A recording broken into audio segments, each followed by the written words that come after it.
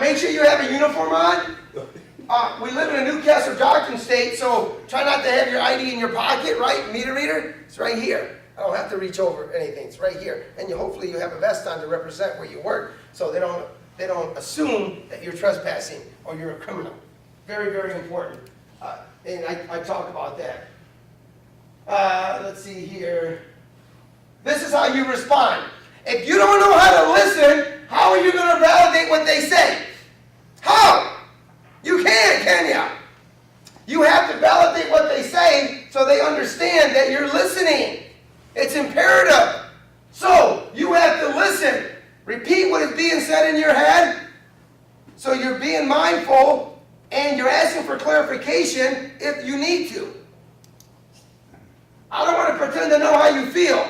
That is extremely important. I would not say, I know how that feels. That would just make someone very upset. Why does that make them upset? Because you truly don't know how it feels. Because you don't know. Let's say they're angry, and you know how it feels to be angry. The fact that you don't know how they got angry is the reason why they know you don't understand. That's why. And that's what makes them very upset. So what I say is, listen, I don't want to pretend to know how you feel. Now I have to respond with empathy, which would be my next slide. But I have to respond with empathy. So I want to say, I don't want to pretend to know how you feel, and then repeat what they've said. But I listened to you say that someone stole your stereo. If that was my stereo, I'd be upset too. Boom, you just made a connection with them through empathy. Does that make sense? So you're sharing the pain. Someone hands you a bill that looks like crazy. Who handles billing for the customers here? Oh my God, Sarah. Someone hands you a bill, Sarah, and you're looking at it, and you know it's screwed up. You know it is, and you're letting them vent. You're like, dang. If that was my bill, I'd be pissed too. Hold on, let me find out, right? That's what I say sometimes. Yes, well, you're sharing the pain. When you say that, you share the pain. Oh, you do? Okay. Nothing wrong with that. So these two are the ones I get emails about more than anything. These two are good. That I put this number one because just saying this alone will de-escalate it. Many people have just said, I just remember that one. I overuse that, and it worked every single time. I'm like, okay, I'll make that my top one. I don't want to pretend to know how it feels, but I'll listen to you say that your bill is really messed up. And then you look at it and like, whoa, if this was my bill, I'd be upset too. Let me find out what's wrong with it. Now you're sharing the pain. Now you're owning it, right? Now you're owning it. Nothing wrong with that, but you're also responding with empathy. I'd feel the same way. I wouldn't be happy that happened to me. Guys all mad about a car accident. Man, if I got in a car accident, I'd be upset too. Validate it. Shares the pain. Makes him feel good. That would frustrate me too. You could even say, I'm sorry this happened. For somebody who's emotional, right? I'm sorry this happened. Sometimes things happen out of people's control, doesn't it? That's when it usually hits them. Any questions about that? And think about your scope of your job, and think about how you can respond with empathy. And remember, you don't have to respond right away. You can take a few seconds to process what they're saying and respond that way. It doesn't have to be right away. You don't want to sound robotic. You don't want to sound mechanical. There's nothing wrong with having a 3 or 4 second pause and then responding. It makes you real. It really does. You don't need to know it right away. How about responding to abusive language? They're cussing you out. Look at Jolene. Contact social services if they're bad a lot. I get this a lot. I really do. There was a guy in Tennessee who kept hitting on this lady he talked to all the time. I mean, talking very vulgar with her. I mean, very vulgar, very awful.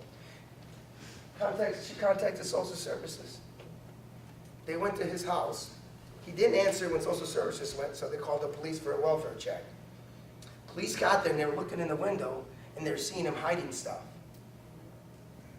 When they finally went in, what do you think he was hiding? He was hiding thumb drives. What do you think he was hiding? He's gonna know. Porn. Child porn. If he is that forward on somebody on the phone, we can assume there's something wrong with him. She got tired of listening to him, very vulgar on the phone. Sure, there's something wrong with him. She contacted social services, took care of that. He had just moved in this house when there was kids on each side of his house. Can you imagine what she did? She loaded up her treasure in heaven, didn't she? Right there. Just with contacted. Don't smile or smirk at somebody who's upset. It sounds very insensitive, it looks insensitive and provoking. And here's evidence to it. Ooh, you betcha. Very insensitive. Have you ever met an officer when somebody gets mad, he smirks? And then you wonder how come they're what they call SHIT magnets? Because it's their body language. It's their body language. And we forget about that. It's body language. Same with guys that I know who just get in girls' faces. You're creepy, man. Learn some dating boundaries. Is there such things? Of course there is. You're surprised how many people don't. Hell, I didn't know that for a long time. There's not many people teaching that. Very important.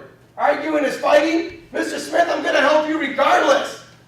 I can't listen to you when you're loud. But I still need to help you. I want to help you. I need to help you or I want to help you. It doesn't matter. Doesn't matter. Just don't smile and laugh. I can't tell you, Jolene, how many times this has helped people. Not only in your scope of job, but also for law enforcement, their family. I told you about the officer who had them. Yeah. Sometimes I forget because this is my third one. I'm like, did I say it to the first one or the second one or the third one? You get it. Very, very important. End the conversation that preserves some basis for future positive relationships. This is huge for law enforcement, right? After you cuff somebody and take him to jail, you might deal with him again. So he's got to know that you're held at a high standard for the next time that you see him. You got to preserve some basis for the next time that you see somebody. This is huge for even for corrections. Because and then when they see him again, then they start building a negative relationship with him. Not good in a setting like that. Well, even not just you, but you're setting it up for the next person that deals with them. Good point. Anybody in that uniform, because you're painted with the same brush. Good point. You're exactly right. Or it could just set that individual to be in that mood the whole time. Very, very good point. I'll add that to the next talk. Body language. Real smile. Sarah, you know the difference now. High thumbs up, okay sign from a distance, stand in a confident, ready stance. So, Josh, if you're leaving, just leave. That's the last thing they see in that uniform and of Josh. Now, the next time they see that, how about doing this before you leave? Oh, I'll see when you come back. I'll see what happens. Do you see the difference? Has that happened before? Oh, hell yeah, that's why I mentioned it. Not for you, Josh. I'm talking about other places. Some DTE, you can delete this, edit this. DTE in Detroit had done that before, and the next time they came, it wasn't pretty. That person remembered them. And it was bad. If they're paying taxes in this town, they always remember. Oh, good point. Very good point. Or even if they don't.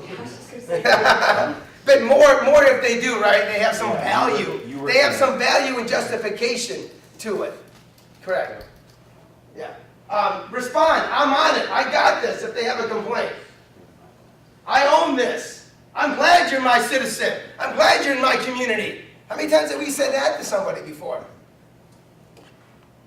I'm glad you're in my community. Well, maybe not the guy that. But I'm. If he calls again, I'll be sure to tell him. No, don't tell. Because he'll feed off of your kindness. Because they mistake your kindness for weakness, don't they? A bully, he feeds off of that. That's why you'll deflate him with social services. You'll deflate him in a heartbeat. Really? Somebody go. Who was it? We can't tell you that, it's confidential. When he calls the police department, I'll tell him. It's confidential. Susan. This is what not to say. If you're using it, stop, because it's not working. Not only is it not working through empirical knowledge, of my empirical knowledge, it's also not working around the country. It's not working. Look, I'm only trying to help you. You resort to guilt when you say that to them. If you don't talk about it, you'll never get over it. It creates anxiety. Some people deal with anxiety with aggression, don't they? You don't want to deal with that. You don't want to add any of that. You want empathy. You want to share the pain. That even happens with somebody who's trying to con you. Who does collections here? Anybody does collections?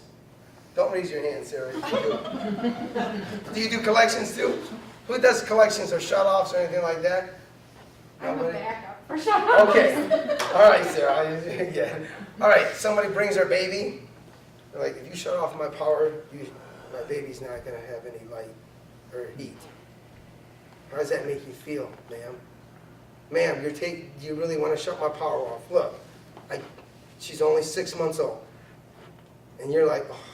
Calm down. darn Just it. kidding, it says not. Mother, I'm not mad now, but I am now. Right? What are you going to say? Ma'am, if that was my baby, I'd be upset too. But your power's still going off. But they know that. But they know that. And believe me, they come up with the money. Don't they? But they're trying to con you. So then you use empathy to deflect it. Same thing. If that was my baby, I'd be upset too. That's it. It's an easy way so you don't argue with you. If you start saying sorry, I'm sorry, ooh, got a weak one here. And then you'll never get done talking to them because they're going to constantly try to con you until they win. And they know the word game better than you do. Talk to a heroin addict or a crack addict. You can't win because they'll constantly eat you up. Constantly.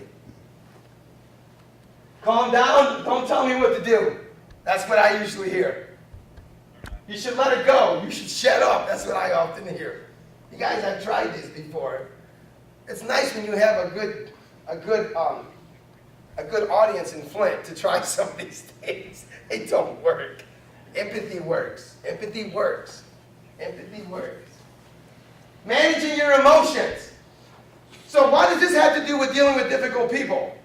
If you feel good every day and you allow your body to decompress, what are the chances you dealing with someone who's difficult? The chances can be very high that you're able to deal with them and respond to them with respect, right? Because you're calm and relaxed. You're managing your emotions. You're not allowing this job to consume you. You're not allowing this job to consume you. You don't want this job to consume you. You can live off the overtime. And then when you retire, now what do you have? That's why I asked Laura, what is she going to do in 6 weeks? She says, none of your business. No, she didn't say that. She's got a plan already. Providing love to a baby. How important is that? Woo! So important. If we're an emotional human being, can you imagine what not having it does? Feeding your soul. Volunteer, develop a hobby that will carry you over to retire, to help yourself, others, or even make money. I'll give you an example. I know a person who started to can pickles before he started to work. He continued to can pickles, and how good do you think he got after 20-something years? Really good. He makes double of his retirement selling pickles right now. No. This is a personal friend of mine. Double. He got good at it. Guy from Oldsmobile. When he first started working, he loved fishing. How could you create a hobby loving fishing? Well, he liked to pick his night crawlers because he was too cheap to buy them. So he picked his own night crawlers. What do you think he developed after 20 years? Friendships. Guess who his customers are? His friends. Oh, you want to hear another? Ooh, this one's even better. He put all his kids through college selling night crawlers.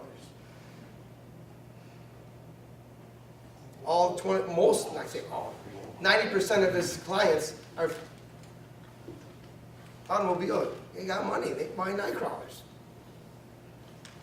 Something else in it. Think about it. Think about it. The girl, the second talk, the girl liked to do puzzles.